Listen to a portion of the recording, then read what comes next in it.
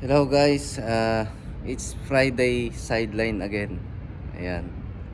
Ang gagawin ko ngayon ay yung Volkswagen. Ito. Actually, marami akong gagawin. Yung drive belt, tsaka yung ah, yung door panel niya, tsaka brake light. Yung brake light niya kasi sa kanan hindi gumagana, so papalitan natin ng bulb. Busted na yung bulb, so this is how to replace brake light bulb kapag hindi na gumagana. Okay, let's open the trunk, of course.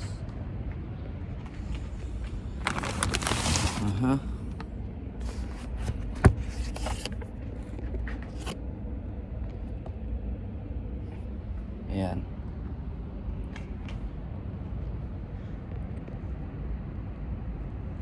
Bale, ayan, ito yung tail light niya. At andito yung bolt niya. Torch type yung bolt. At ito, wala na yung isang cover niya. Bale, tatanggalin mo lang yung isang cover. Tapos pwede mo nang luwagan yung bolt. Okay? So,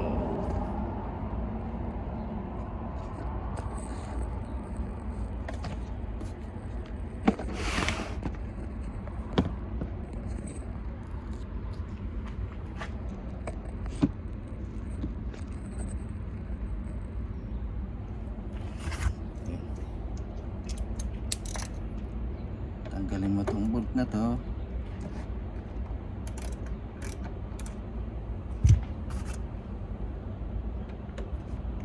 Tanggalin mo itong cover.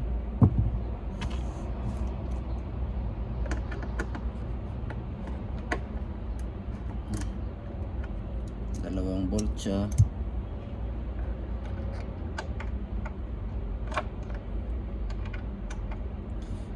Kapag nga pala sira yung bulb nito, meron siyang malfunction indicator light doon sa gauge control panel. Kaya para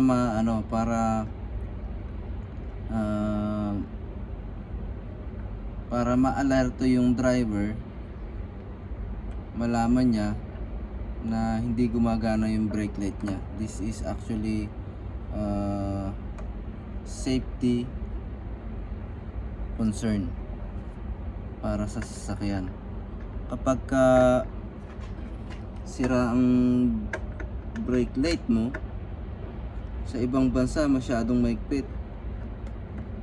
Kahit isang brake light lang ang sira, hinuhuli nila. Pero dito, kapag yung ibang brake light mo gumagana, i-remind ka lang nila na ayusin. Pero kapag lahat, huhulihin ka talaga ng mga pulis. So ayan guys, kailangan mo lang hatakin palabas itong tail light assembly. Okay, medyo mahirap ito guys, medyo matigas.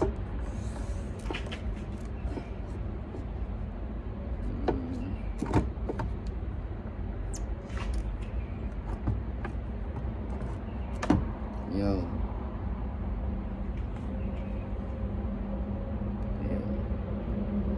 Okay na. So, kapag ibinalik, mas mabuti kung malalagyan ng grasa ito. Ito kasi kaya mahirap hilahin dahil dito sa bilog na to.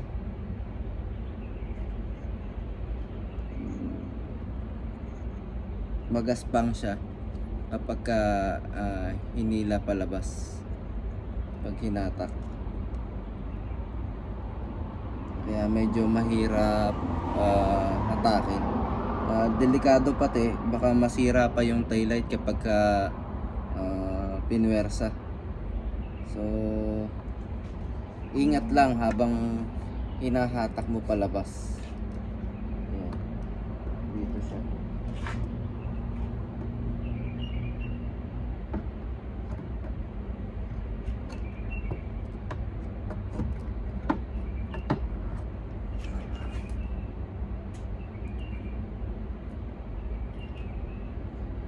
Okay. So ito yung brake light niya.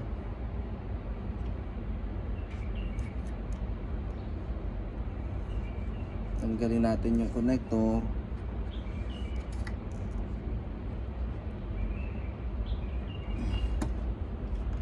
Medyo matigas. Ingat lang, huwag pupersahin.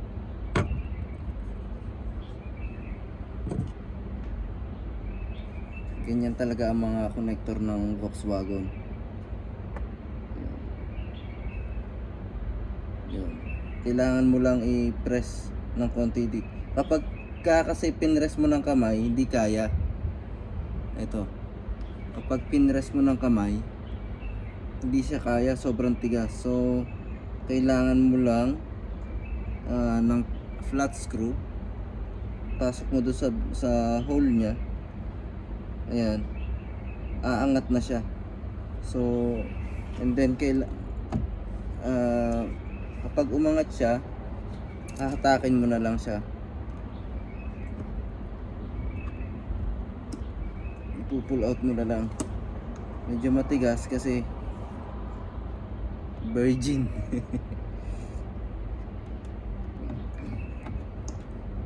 Yes, okay. Ayun. Ganyan ang mga connector ng Volkswagen. Kailangan mo gamitan ng flat screw para iangat yung lock. At pag umangat na yung lock, pwede mo na siyang hatakin palabas. Okay? So, ito yung connector niya. Ayan. Ngayon, tatanggalin na natin yung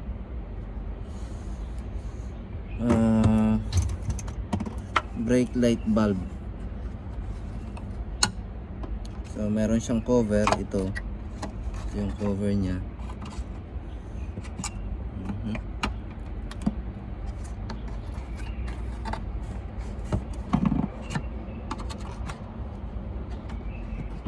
Yan. Tanggalin natin sa clip.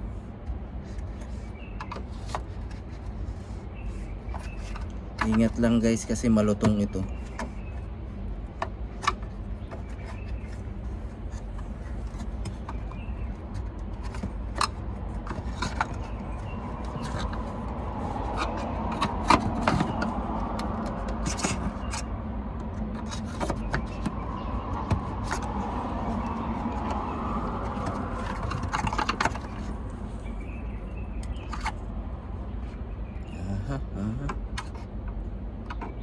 So wala naman siyang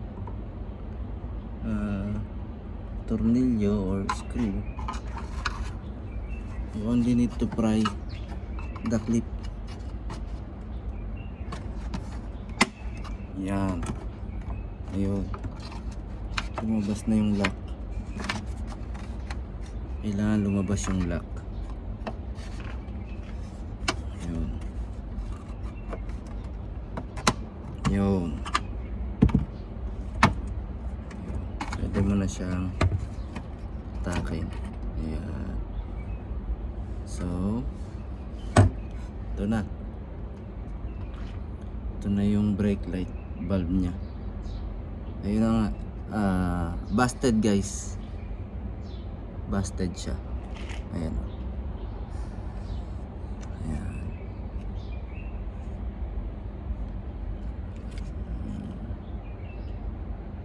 Okay, busted.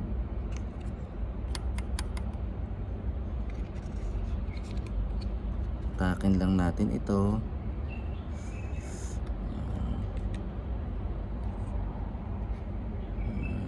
Mhm.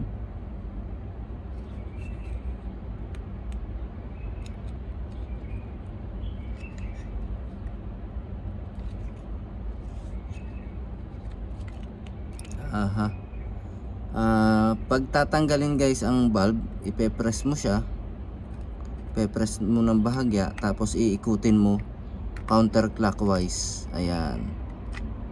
Then hahatakin mo siya palabas. Okay? So ganun. Pagkakabit, syempre ganun din. Meron siyang ano ito. Meron siyang lock pin dito. Ito, magkabila. Kailangan i-align mo siya dito sa ano, sa guide niya. Yan, kapag ikakabit na. Yan. Tapos tutulak mo ulit.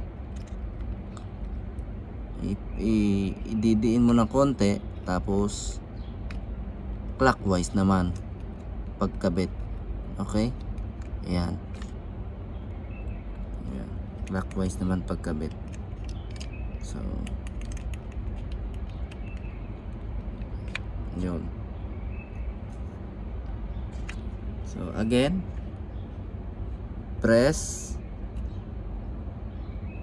Ayan. Press and then counterclockwise.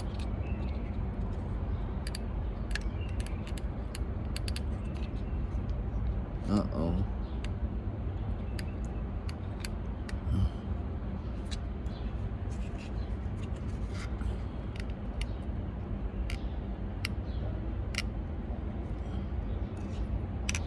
Yun. Press then counterclockwise pag tatanggalin na.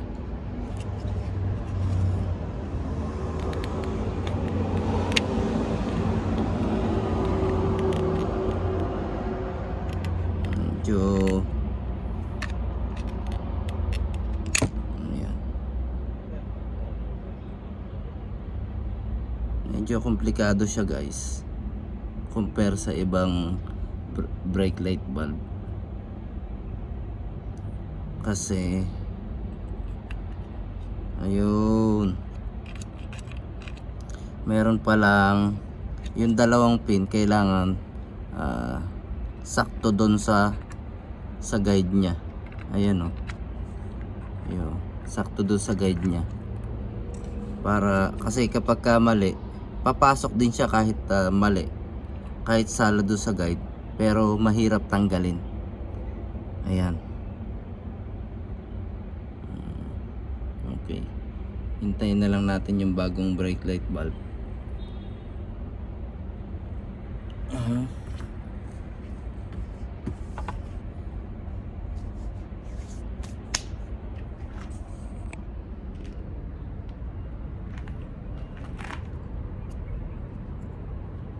Ito yung connector niya. Ayan.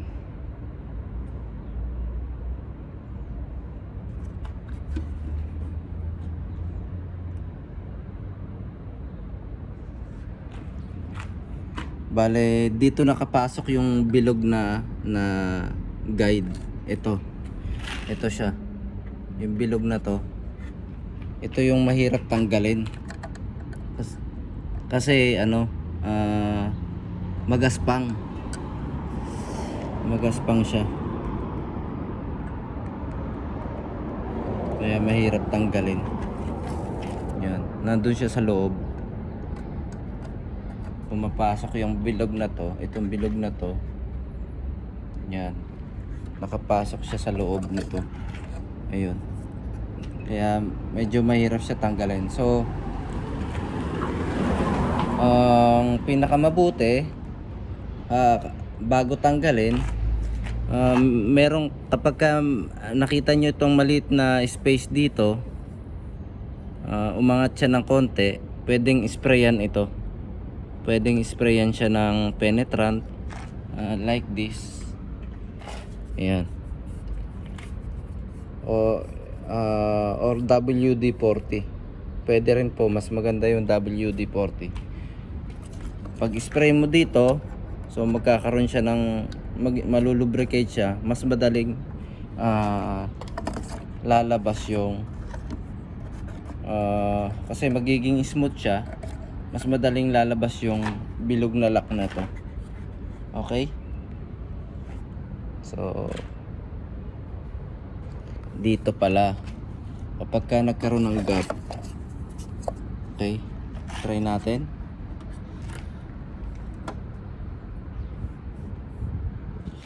So kabit natin.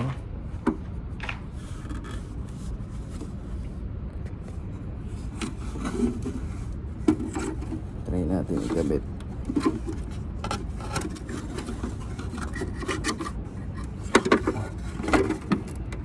Okay. Try natin ikabit.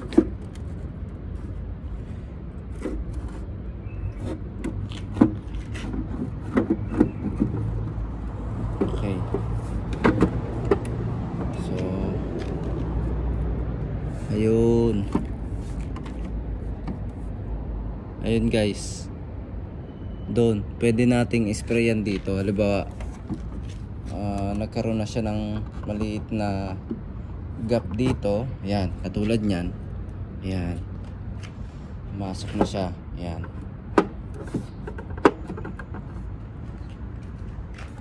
Okay, kunwari, ayan, so lagyan natin ng tornilyo.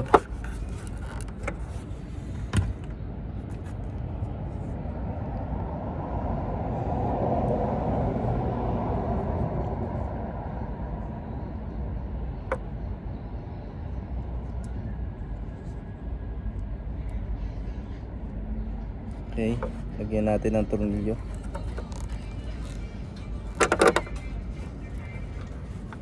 Okay.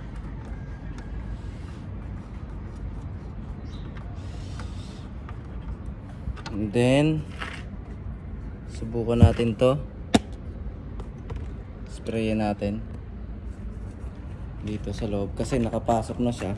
Meron siyang maliit na gap dito, ayun. So, sprayin natin dito.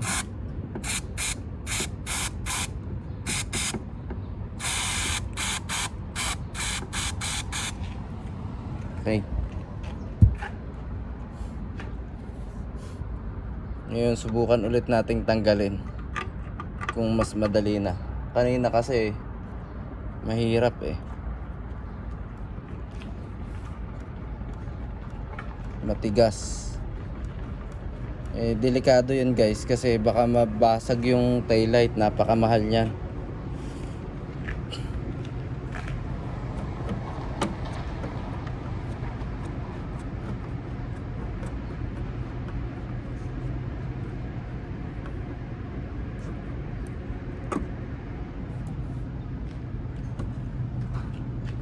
Okay. So subukan ulit natin.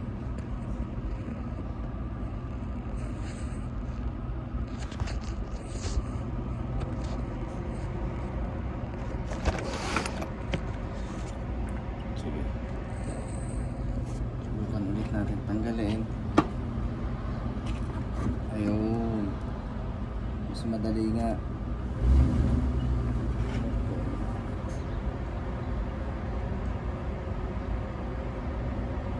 Mas madali nga tanggalin.